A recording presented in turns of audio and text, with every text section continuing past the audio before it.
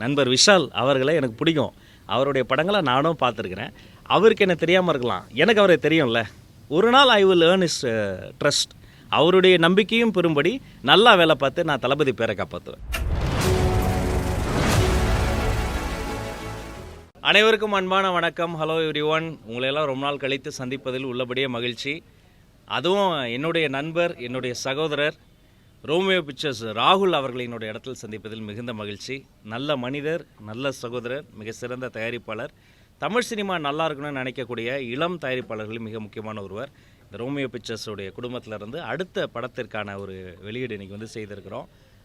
இயக்குனர் mister Harshvardhan. Director சாரை பற்றி சொல்லணும்னா, நம்ம ஹெச் வினோத் சாரோடு ஒர்க் பண்ணவர். எனக்கு என்ன சந்தோஷம்னா, ஜனநாயகனில் ஒர்க் பண்ணவர், துணிவிலும் ஒர்க் பண்ணவர். அப்படி ஜனநாயகத்தையும் துணிவையும் கொண்ட ஒரு இயக்குனருக்கு ஆல் தி பெஸ்ட் பிரதர்.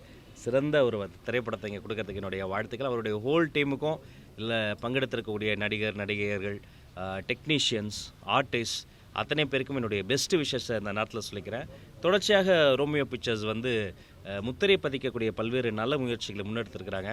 என்னுடைய அருமை நண்பர், சகோதரர் மிஸ்டர் ராகுல் அவர்களுக்கும் அவருடைய டீமுக்கும் இந்த நேரத்தில் என்னுடைய சிறந்த வாழ்த்துக்களை, பெஸ்ட் விஷஸை உங்கள் எல்லார் மூலமாகவும் நான் தெரிவித்துக் கொள்கிறேன். சொல்லுங்கள். சென்சார் வாங்கி தானே ரிலீஸ் ஆகணும்.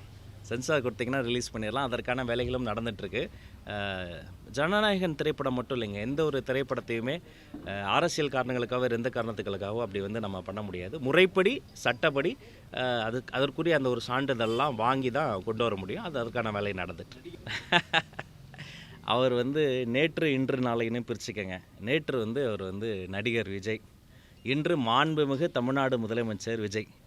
நாளை அவருடைய கையில் இல்லையா, அது காலத்தின் கையில் இருக்கிறது. என்ன தீர்ப்பு தர போகிறாங்க மக்கள், என்ன ஒழித்து வைத்திருக்கு நமக்கு தெரியாது. எங்களை பொறுத்த வரைக்கும் அவர் என்றும் தளபதி. நேற்று, இன்று, நாளை என்றும் எங்களுடைய பாசத்திற்குரிய தளபதி விஜய். திரைத்துறை என்பது மக்களினுடைய அன்றாடம். திரைத்துறை என்பது ரொம்ப கஷ்டத்தில் இருக்க மக்களுக்கு ஒரு தெரப்பி. திரைத்துறை என்பது பெரிய தலைவர்களை உருவாக்கிய ஒரு தாய்மடி. எங்கள் முதலமைச்சர் அங்கேருந்து தானே வந்தார். அதனால் எல்லா கோரிக்கையுமே பரிசீலித்து, எந்தெந்த கோரிக்கையை நிர்வாக ரீதியாக சரி செய்யணுமோ அதை பண்ணி, எந்தெந்த கோரிக்கைக்கு நிதி தேவை உண்டோ அதையும் பண்ணி, மாண்புமிகு தமிழ்நாடு முதலமைச்சர் திரு விஜய் அவர்களோடு கலந்து பேசி அவரினுடைய ஆலோசனை மற்றும் அறிவுறுத்தலின்படி எல்லா கோரிக்கையும் ஒவ்வொன்றாக சரி செய்யப்படும். இப்போ மற்ற மாநிலங்கள்னா பார்த்திங்கன்னா, ஒவ்வொரு மாநிலத்தில் அந்த திரையரங்கத்தை, அதாவது அந்த டிக்கெட் ப்ரைஸ் ஏற்றிக்கிட்டே வந்துட்டாங்க. டக்குன்னு ஏற்றிடும். அதுக்கேற்ற மாதிரி அந்த எக்ஸ்பீரியன்ஸை அவங்க மாற்றிக்கிட்டே வந்துட்டாங்க.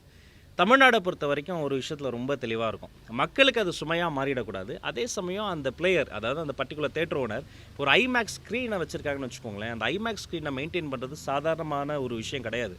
ஓப்பனேமர் மாதிரி ஒரு திரைப்படத்தை நம்ம ஐமேக்ஸில் பார்க்குறோன்னா அதுக்கு ஒரு மெயின்டெனன்ஸ் சார்ஜ் இருக்குது. அதுக்கு ஆஸ்பெக்ட் ரேஷியோவே மாறும். டெக்னிக்கலாக உங்களுக்கு தெரியாத சட்டம் இல்லை.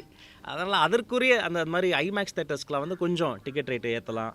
அப்புறம் பொதுவாகவே அங்கே இருக்கக்கூடிய அந்த ஒரு எக்ஸ்பீரியன்ஸை என்ஹான்ஸ் பண்ணும்போது லென்ஸ் லைஃப்லாம் இருக்குது, அதெல்லாம் பண்ணும்போது ஏற்றலான்ற ஒரு கோரிக்கை வந்திருக்கு.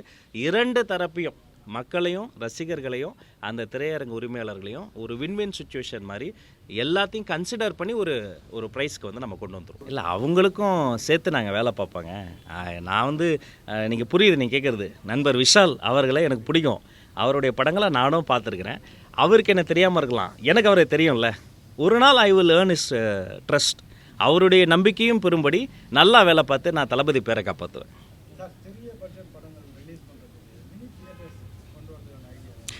நிறைய வந்திருக்குங்க கோரிக்கைகள். அது மாதிரி இந்த குறிப்பாக அந்த குறைந்த பட்ஜெட்டில் வெளியிடப்படக்கூடிய அந்த படங்கள் இருக்குது பாருங்கள். அதுக்கு கடந்த பல ஆண்டுகளாகவே அந்த சப்சிடி கூட சரியாக போய் சேரலை. அந்த கமிட்டியெல்லாம் நம்ம ப்ராப்பராக இது வரைக்கும் எதெல்லாம் பெண்டிங் இருக்கோ அதெல்லாம் சரி செய்து ஒரு ப்ராப்பரான ஒரு அறிவிப்பு வெகு விரைவில் நம்ம வெளியிடுவோம். சின்ன பட்ஜெட் படங்கள் இப்போ முன்னாடிலாம் 10 ரூபா டிக்கெட்னு ஒன்று இருந்தது.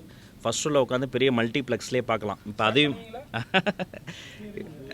உங்களுடைய எதிர்பார்ப்பெல்லாம் புரியுது. அப்படி எடுத்தோடனே நம்ம அது சொல்லிட முடியாது. அது ஒரு நிர்வாகம் இருக்குது. புரோட்டோக்கால் படி எல்லாம் செய்து சிறிய பட்ஜெட் படங்களை ஒருபோதும் கைவிட மாட்டோம். அதுதான் தமிழ் சினிமாவின் ஆக்சிஜன். அவர்களுக்கு நாங்கள் துணை நிற்போம். இந்த படத்தில் வேலை பார்த்த அத்தனை பேருக்கும் வாழ்த்து. இப்போ நான் திரும்ப சொல்கிறேன், ப்ரைவேட் ஸ்கூல்ஸும் கவர்மெண்ட் ஸ்கூல்ஸும் ஒரு பொது புத்தியில் ஒரு வேற்றுமை இருக்குது. நெக் டு நெக் தான் இருக்குது. என்ரோல்மெண்ட் ரேஷியோவாக இருக்கட்டும், உள்ள படிக்கலாம் இருக்கட்டும். இப்போ கூட நான் ஒரு 4 லட்சம் பசங்க என்ரோல்மெண்ட் டார்கெட் கொடுத்துருக்கேன். அதில் வேலை செய்கிறோம். இந்த படத்தில் வேலை பார்த்த அத்தனை பேருக்கும் வாழ்த்துக்கள். நண்பர் ராகுலுக்கு என்னுடைய best wishes. Thank you so much.